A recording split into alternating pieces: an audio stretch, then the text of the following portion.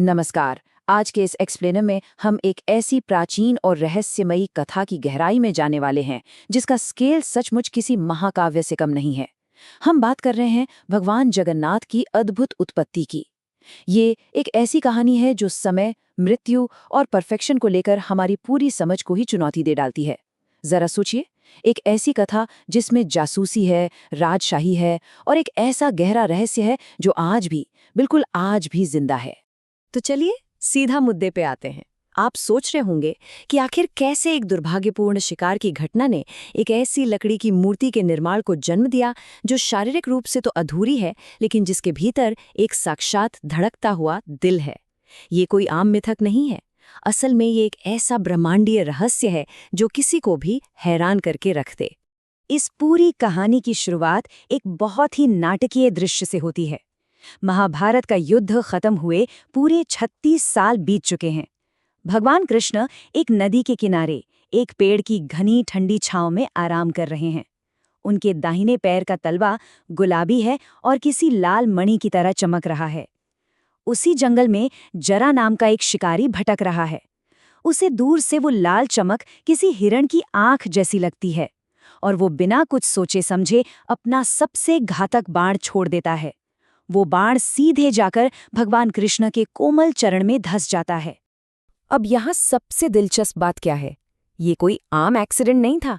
ये कर्मों की निरंतरता, यानी कर्मा का एक परफेक्ट चक्र है।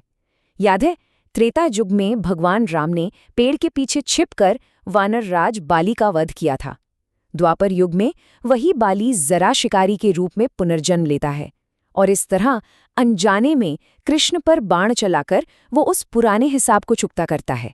मतलब ये सब कुछ ब्रह्मांडीय स्तर पर मानो पहले से ही तय था। इसके बाद भगवान कृष्ण अपने भौतिक शरीर को त्याग देते हैं। जरा सोचिए अर्जुन पर क्या बीत रही होगी। वो गहरे दुख और आंसुओं के साथ उनका अंतिम संस्कार करते हैं। अग्नि की लपटें शरीर को राख में बदल देती हैं, लेकिन चिता की राख में कुछ ऐसा बच जाता है जो रोंगटे खड़े कर देता है। तभी एक आकाशवाणी होती है, ये मेरा दिव्य हृदय है जो अग्नि में कभी भस्म नहीं हो सकता।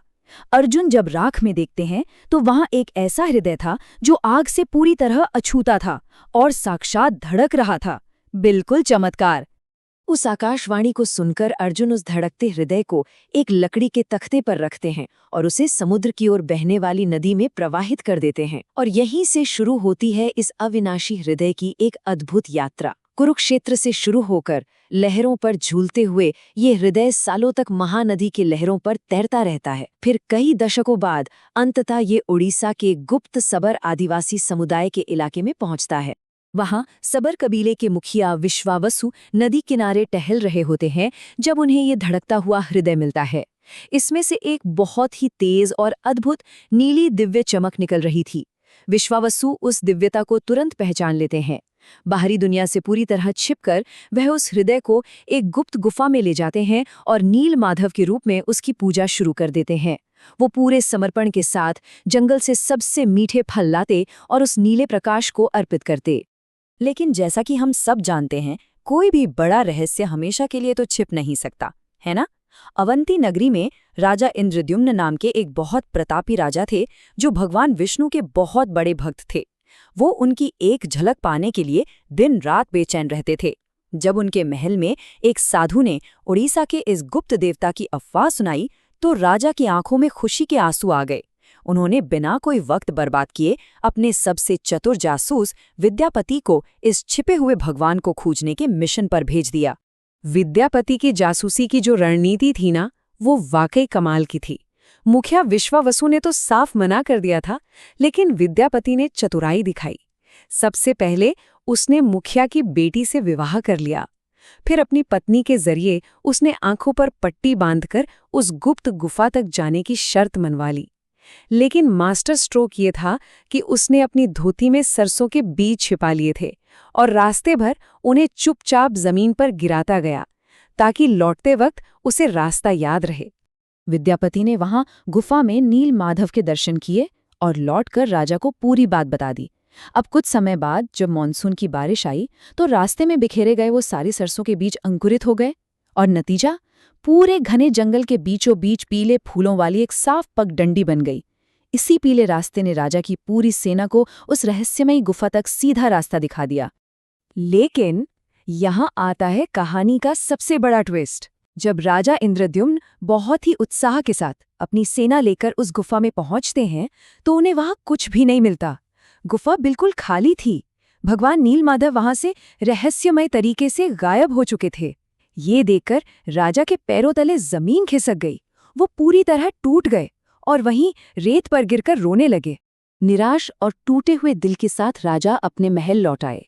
लेकिन उसी रात राजा को एक बहुत ही रहस्यमयी स्वप्न आता है। भगवान विष्णु उन्हें सपने में बताते हैं कि कल पुरी के समुद्र तट पर एक विशाल और सुगंधित लाल रंग का लट्ठा तैरता हुआ आएगा और तुम्हें उसी से मेरी 3 मूर्तियां बनवानी है। इस दिव्य स्वप्न ने उस उदास राजा को मानो एक नया जीवन और एक नया मिशन दे दिया। अगली सुबह सच में वो विशाल लट्ठा तट पर मिलता है।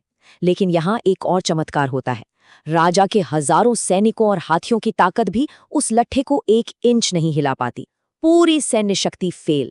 लेकिन जब वही सबर कबीले के मुखिया विश्वावसु उसे निस्वार्थ प्रेम और भक्ति से छूते हैं तो वो भारी भरकम लट्ठा तिनके जैसा हल्का हो जाता है। मतलब साफ है कि जहां अहंकार और ताकत हार जाती है वहां शुद्ध भक्ति हमेशा जीत जाती है। अब चुनौती थी उन मूर्तियों को तराशने की, क्योंकि हर कारीगर के औजार उस लकड़ी से टकराकर टूट रहे थे। तब स्वयं देव शिल्पी भगवान विश्वकर्मा एक बूढ़े बढ़ई के भेष में प्रकट होते हैं। लेकिन वो एक बहुत ही सख्त और सस्पेंस पैदा करने वाली शर्त रखते हैं। वो कहते हैं, मैं 21 दिनों तक एक बंद कमरे में मूर्तियां बनाऊंगा। अगर किसी ने भी उससे पहले दरवाजा खोला तो मैं अपना काम हमेशा के लिए अधूरा छोड़कर चला जाऊंगा। काम शुरू होता है। कमरे के अंदर से 15 दिनों तक छेनी और हथौड़े की आवाजें लगातार आती रहीं। सब कुछ बिल्कुल सही चल रहा था और फिर अचानक एक भयानक सन्नाटा छा गया। एकदम खामोशी। रानी गुंडीचा इस खौफनाक सन्नाटे से घबरा गई। उन्हें डर लगने लगा कि कहीं अंदर वो बूढ़ा बढ़ई भूख प्यास से मर तो नहीं क्या। रानी की जिद और किसी अनहोनी के डर के आगे मजबूर होकर राजा ने भारी मन से अपना वचन तोड़ दिया और दरवाज़ा खोल दिया। और दरवाज़ा खुलते ही सबके होश उड़ गए। कमरे में कोई बढ़ई नहीं था। शर्त टूटने की वजह से भगवान विश्वकर्मा अंतर्ध्यान हो चुके थे। राजा के उस एक वादे को तोड़ने का सबसे दुखद परिणाम ये हुआ कि शिल्पकार गायब हो गया और वो मूर्तियां हमेशा के लिए अधूरी छूट गईं। और यही वो पल है जो हमें बताता है कि भगवान जगन्नाथ का वर्तमान स्वरूप आज ऐसा क्यों है। भगवान जगन्नाथ एक विशाल लकड़ी के देवता हैं जिनकी आंखें बहुत बड़ी और एक्सप्रेसिव हैं। लेकिन राजा के उस एक टूटे हुए वादे के कारण उनका भौतिक शरीर हमेशा के लिए अधूरा रह गया, बिना हाथों और पैरों के। राजा फूट फूट कर रोने लगे कि उनकी एक गलती से भगवान अपूर्ण रह गए। लेकिन इस कहानी का सबसे बड़ा इमोशनल क्लाइमैक्स अभी बाकी था। रोते हुए राजा जब क्षमा मांगने उन अधूरी मूर्तियों के पास गए तो अचानक उस सन्नाटे के बीच उन्हें एक आवाज सुनाई दी। राजा ने चौंक कर मूर्ति के सीने पर कान लगाया। वहां एक स्थिर लयबद्ध आवाज आ रही थी, धक धक, साक्षात एक धड़कते हुए दिल की तेज ध्वनि। कृष्ण का वही अविनाशी हृदय अब उस लकड़ी की मूर्ति के भीतर विराजमान था। और असल में यही इस पूरी कथा का सबसे गहरा सार है। देवता का भौतिक रूप भले ही अधूरा रह गया हो, लेकिन उनका प्रेम पूरी तरह से मुकम्मल है। ये हमें एक शारीरिक रूप से परफेक्ट अवतार से एक अपूर्ण लेकिन भक्ति के जीवित प्रतीक तक का सफर दिखाता है। बाहरी रूप अधूरा है, लेकिन भीतर बसी वो ईश्वरीय उपस्थिति पूरी तरह से पूर्ण और जीवंत है। तो आज के इस एक्सप्लेनर को हम एक गहरे सवाल के साथ खत्म करते हैं। यदि शुद्ध भक्ति के लिए किसी परफेक्ट भौतिक रूप की जरूरत ही नहीं होती, तो क्या ये अधूरी मूर्ति ही दिव्य प्रेम का सबसे पूर्ण रूप नहीं है? जरा सोचिए, एक ऐसा देवता जिसके पास हाथ नहीं है, फिर भी वो पूरी दुनिया को गले लगाता है। इस रहस्य पर गौर जरूर कीजिएगा। आज के लिए बस इतना ही। नई चीजों को सीखते रहना और अपनी जिज्ञासा को हमेशा जिंदा रखना ही असली ज्ञान है।